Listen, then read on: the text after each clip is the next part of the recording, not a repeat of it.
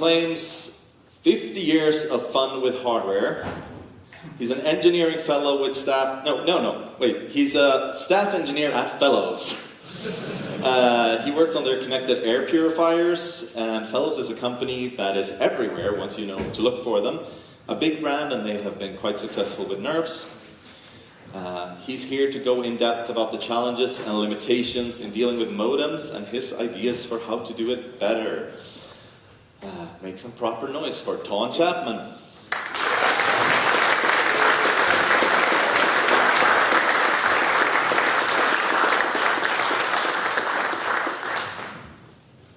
Thank you. Hey, it's working. Now will this work? Thank you, Lars. Pleasure. Just trying to figure out the display issue. That should work. Ta-da! Thank you.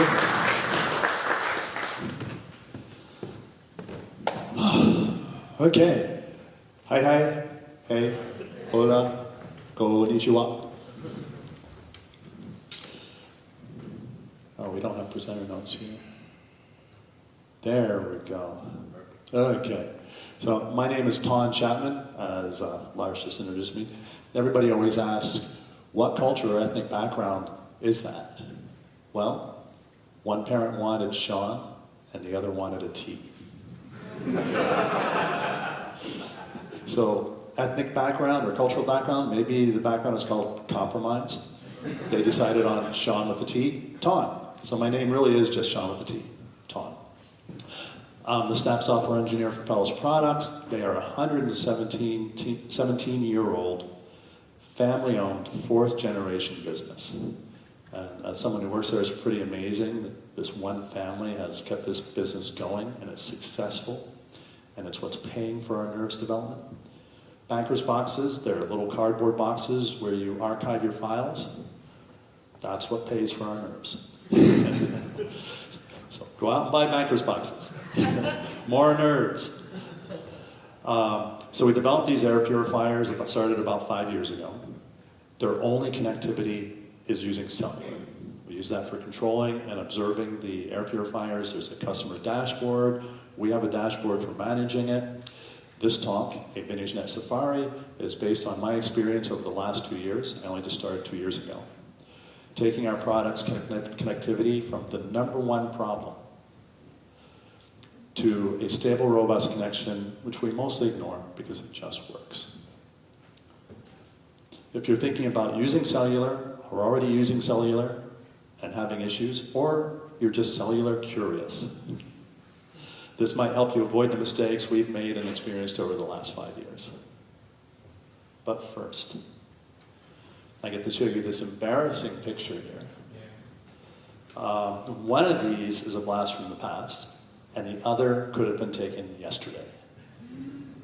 Who thinks the one on the right is the old one?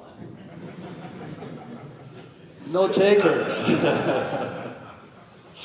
Okay, so the picture on the left is me in 1979. That is an Ohio Scientific C4P microcomputer.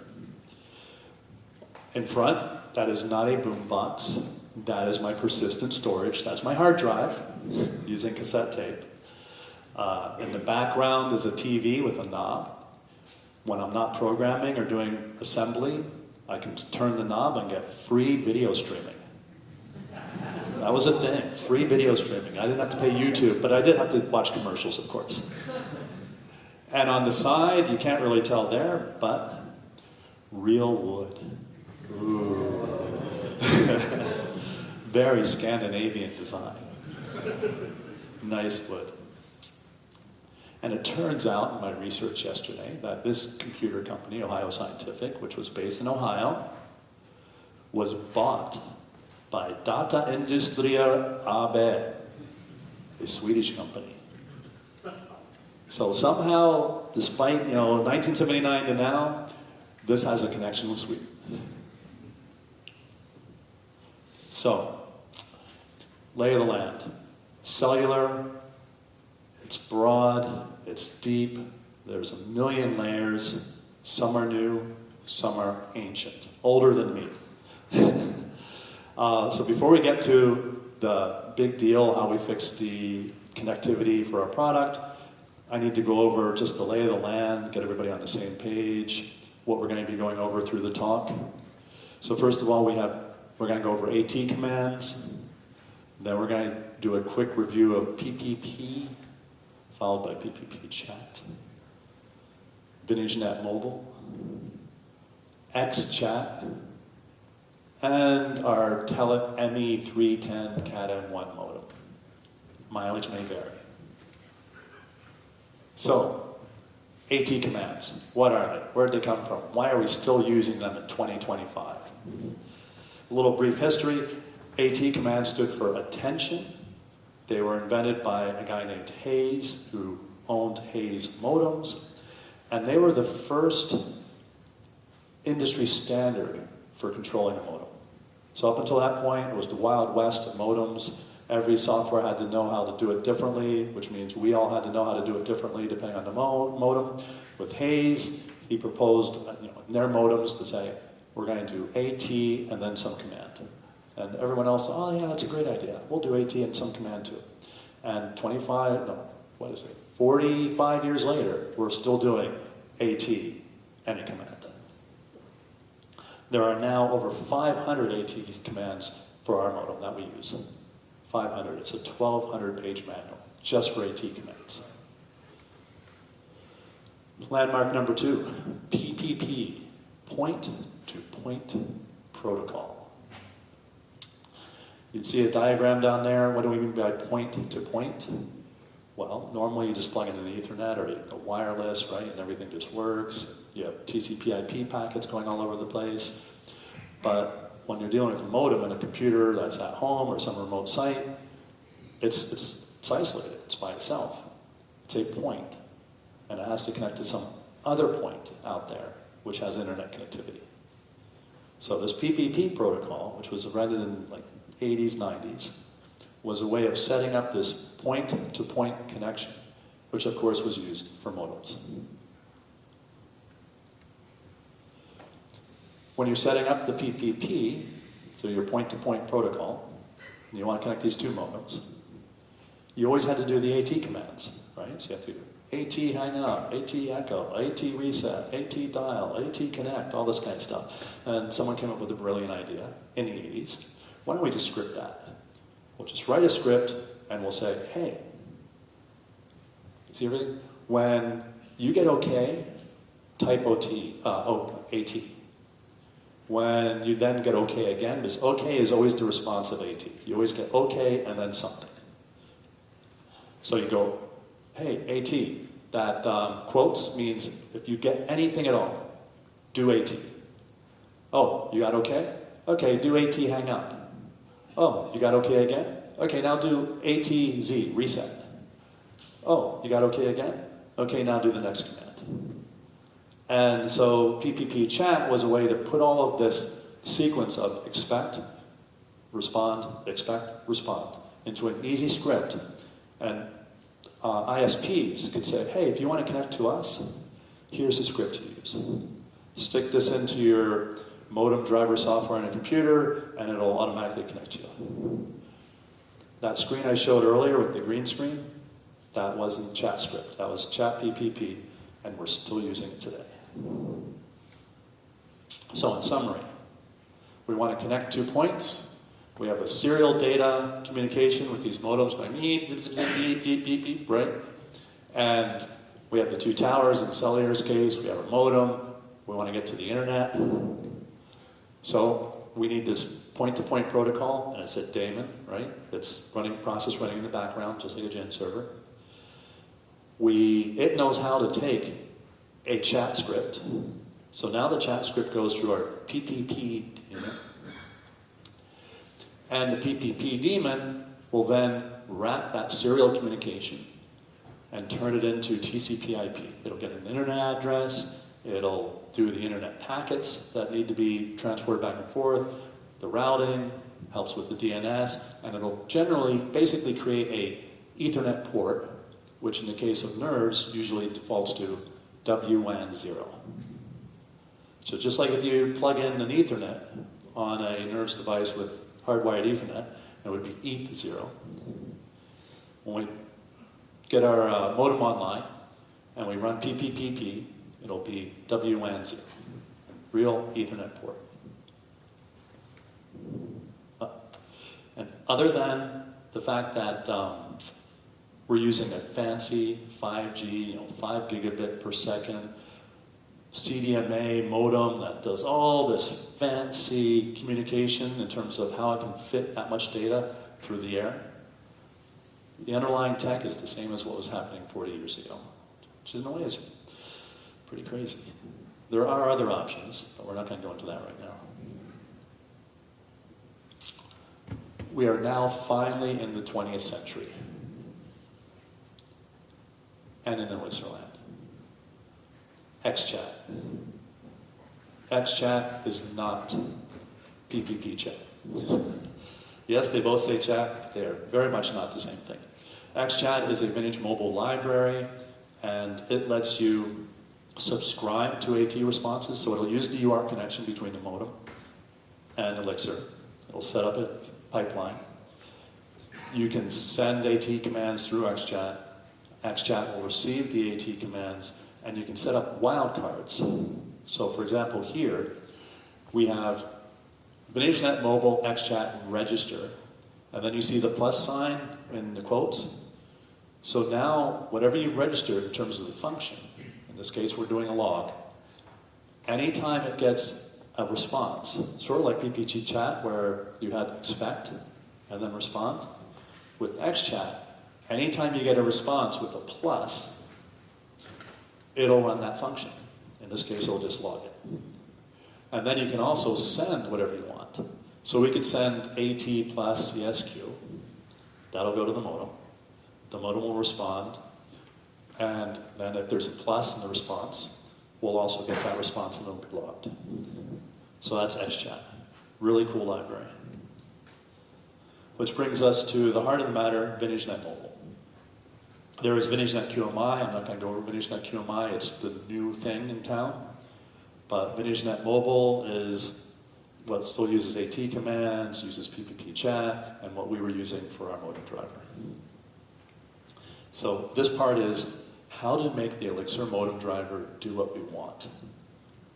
Like that's programming, right? That's development. How do we make this thing do what we want?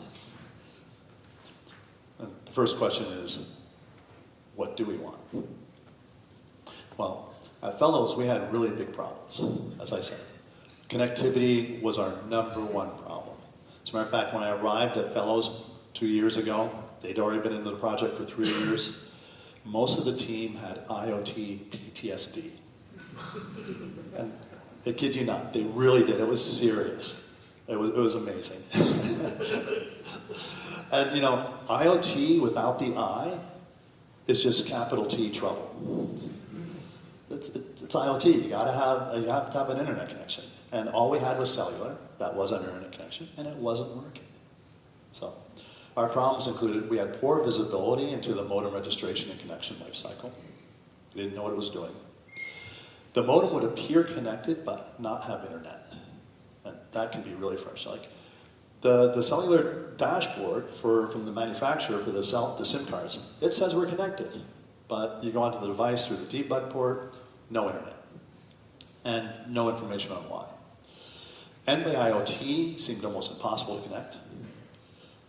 We would lose connections in congested environments, especially our own labs and offices. So we're trying to test these devices, right? And we can't even get connected in our labs and offices. They would just drop off, usually from 10 a.m. to 5 p.m. You could actually tell when the office was crowded, like, oh, it must be a big day. Everybody had to come into the office today. No devices are online. It was bad. So in addition to all the problems that we had, we also had needs. We had additional needs. We needed to be able to assign different APNs based on ICC-ID ranges. We needed to be able to handle ICC-IDs that would change. I know this is gibberish, ICC-IDs, but it's the SIM card information. And we wanted our modem driver to follow the provided manufacturer's recommendations. That's a flowchart. That's what you get from our manufacturer. That's how we're supposed to manage the modem. Basically a bunch of AT commands, a bunch of pauses, timeouts, counting, and you're checking the registration with the cell. After you've gotten registered, which was the output of that flowchart, we can then give it the APN, which is the authentication with the carrier, and that's what lets you get online. And once you're online, that's when we start using PPP. That's when we need our WWAN to show up. So, first we need to understand what's the normal way of using VintageNetMobile. I love the VintageNetMobile architecture. It's very pluggable. One of the pluggable aspects of it is that the configuration of the driver behavior has a call for add raw config. It processes the config that it gets, which comes from your config file, and it'll return a child specs and say, this is the stuff I want you to start up. And if you look on there, you'll notice the first thing it wants to start up is PPPD. So nothing else happens until we have PPPD. Then we have XChat, everyone's seen that, and we're basically monitoring. So everything there except for PPPD is just for monitoring the modem. What's the RSSI, what's the signal strength, all of that. But it's really driven by PPPD, which is using these chat scripts. Right, so 2025, using VintageNetMobile, we're using PPPD with chat scripts. I hate chat scripts. They are so, I'm sure there's people out there that know chat scripts inside out, they know the syntax and everything else. I don't. This is in the VintageNetMobile at dock for the chat script default. I believe, I think according to the blame, this is Frank. Frank, you're out there. If you have more complex and custom needs than that script I just showed you. So our needs are more complex. What do we use? What do we do? This was it, right? This was the total information. So I'm sure if I'd reached out to Frank, he would have given me great direction. But I'm a developer. We don't reach out. We don't talk and get answers, right? No, we have to work it out ourselves. So I spent a month, at least a month. There's got to be a better way. What do I do to replace this? And of course, I don't understand ChatScript. How does it do loops? How do I do goto with a ChatScript? We all need goto.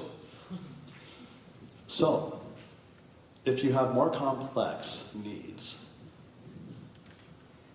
what do we do? Why not use the tools we already have? Is there a way we can do that? Can we use Elixir? Can we use XChat? Can we use Jet State Machine? It has timeouts. It does counts. It does everything we want. I'm down to 3 minutes. So how do we do that?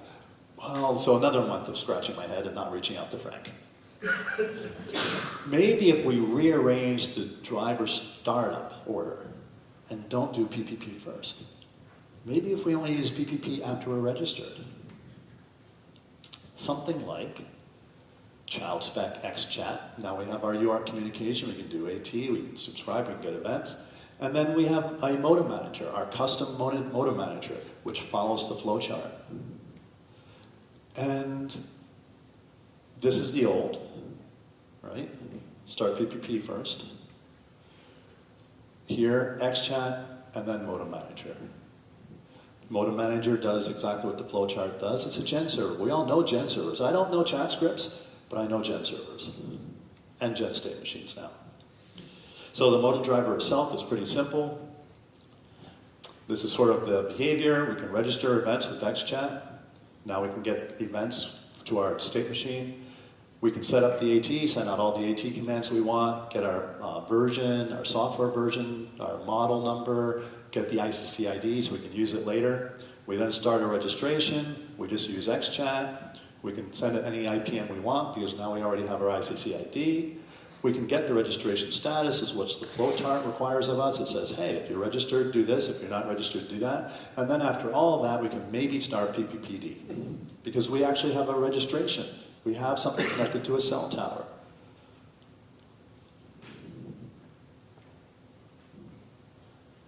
We start to see PPPD as a supervised process, because whenever you lose your connection, it crashes. But we don't want our modem driver to crash. Just PPPD should crash, right? We lose our connection, the driver's still checking the registration, and still letting the modem do its thing.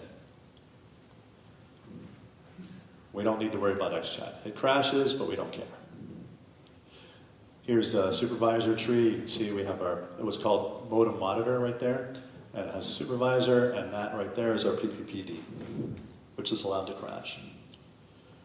So what are the benefits? We can select APNs based on ICC ID. For everybody else, that's the ID of the SIM card.